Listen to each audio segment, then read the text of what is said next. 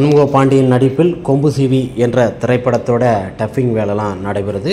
இதில் என்னென்னா, பொன்ராம் இயக்குறார் இந்த திரைப்படத்தை. இந்த திரைப்படத்தில் யுவன் சங்கராஜன் மற்றும் சண்முக பாண்டியன், விஜயகாந்த், தார்பிகா, முனிஷ்காந்த் போன்ற பல நடிகர்கள் இந்த திரைப்படத்தில் நடிக்கிறாங்க. இந்த திரைப்படத்தோட டப்பிங் வேலைலாம் பார்த்திங்கன்னா குட்லக் என்ற ஸ்டூடியோவில் பிரித்திக் விஜயகுமார் அவங்களோட ஸ்டூடியோவில் தான் டப்பிங் எல்லாம் நடைபெறுது. அதில் சண்முக பாண்டியன் மற்றும் பொன்ராம் போன்ற பலரும் கலந்து கொண்டாங்க. அதில் ஒரு மிக அருமையான ஒரு வசனத்தை ஒன்று பேசியிருப்பார் நமது சண்முக பாண்டியன் அவர்கள்.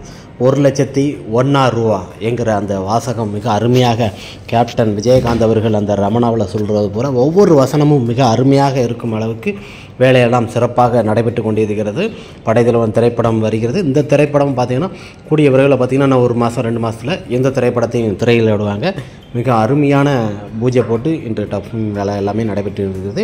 டப்பிங் வேலை மற்றும் எடிட்டிங் எல்லா ஒர்க்கும் முடிஞ்ச பிறகு இந்த திரைப்படத்திற்கும் ஆடியோ லான்ச்சு திரையிடுவது எப்படி என்பது தான் சில விஷயங்களை சொல்லுவாங்க.